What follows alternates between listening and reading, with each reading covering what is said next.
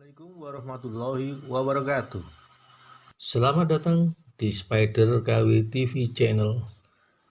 Kita berjumpa lagi dengan sebuah opini serta edukasi tanpa ilmu yang sundul langit, yang penting berisi. Setelah Sugi Nur ditangkap oleh polisi berkaitan dengan collab konten dengan Refli Harun mengenai kata-katanya yang mengandung pencemaran kepada sebuah organisasi Islam terbesar di Indonesia, yaitu Nahdlatul Ulama. Akhirnya Sugi Nur ditahan guna pemeriksaan lebih lanjut karena sudah memenuhi pasal-pasal yang didakwakan. Setelah itu pihak kepolisian memberikan keterangan ke publik mengenai motif mengapa Sugi Nur membuat statement yang demikian kepada NU.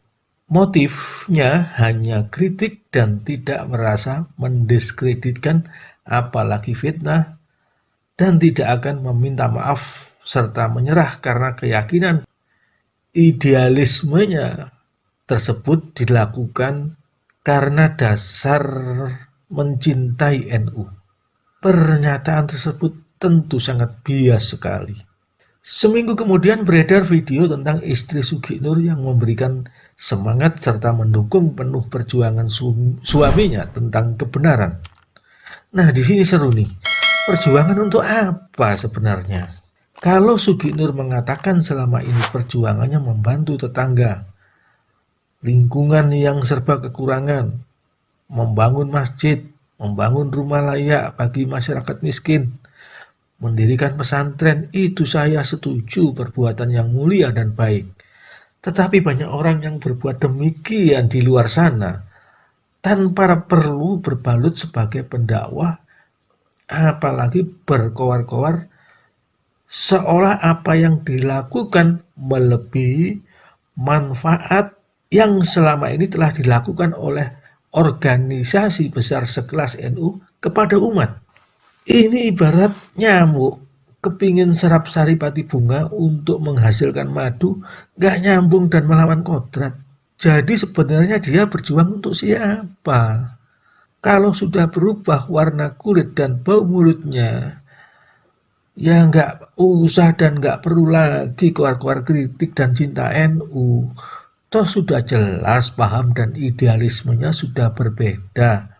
Dan itu diperjelas dengan statementnya bahwa dia turun dari bis NU dan kiblatnya memilih calon pemimpin ke depan yang seirama dengan paham dan idealismenya seperti, ya nggak perlu saya sebutkan, tonton aja di konten Refli Harun, gitu aja kok repot.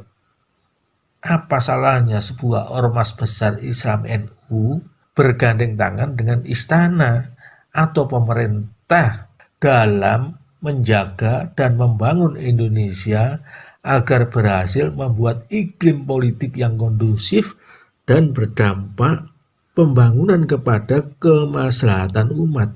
Yang justru tidak baik adalah memaksakan kehendak untuk menguasai istana atau pemerintahan dengan cara mendiskreditkan sebuah rezim yang seolah tidak ada gunanya untuk rakyat, dan seolah pemerintah saat ini haram jatah dan mencontohkan Sugi Nur yang seolah paling halalan toiban, dan dia menantang siapa saja untuk memubahalah 7 turunan dampaknya.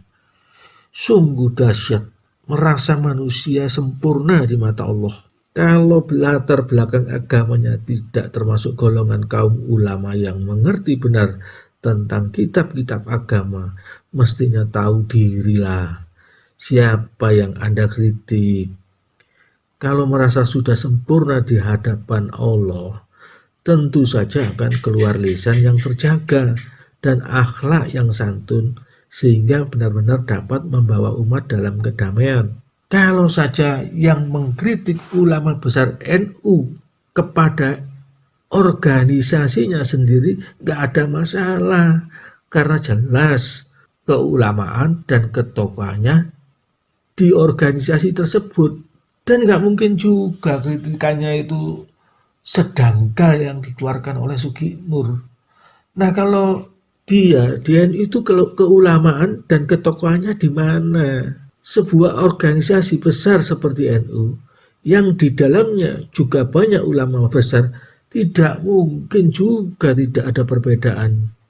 Namun mereka bisa menyelesaikan dan mengelola untuk perbedaan.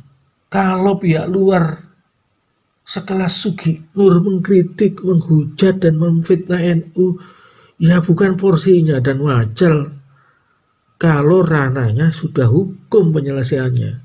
Khusus untuk Refli Harun patut juga dipertanyakan. Kalau sudah tahu konten tersebut jelas merugikan sebuah organisasi besar NU, mengapa tetap ditayangkan? Karena sepertinya konten kolab Refli Harun dengan Sugi Nur memang by design.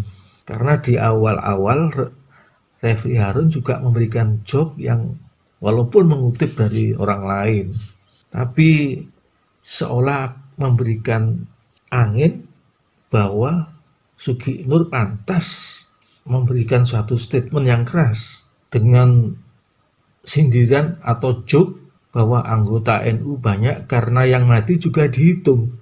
Ini kan sama saja meragukan kebesaran NU. Apalagi test the water untuk memancing hiruk pikuk.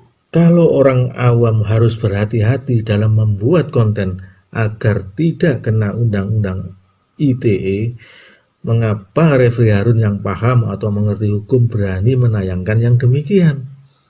Apakah merasa kebal hukum karena ada backing di belakangnya?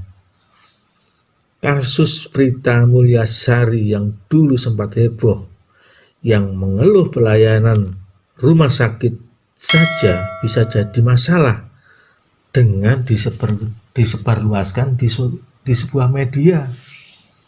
Apalagi konten yang memfitnah, mengobok-ngobok sebuah organisasi Islam terbesar. Beruntung ini masih ranah pidana. Apalagi kalau disertai perdata, bisa ludes semua.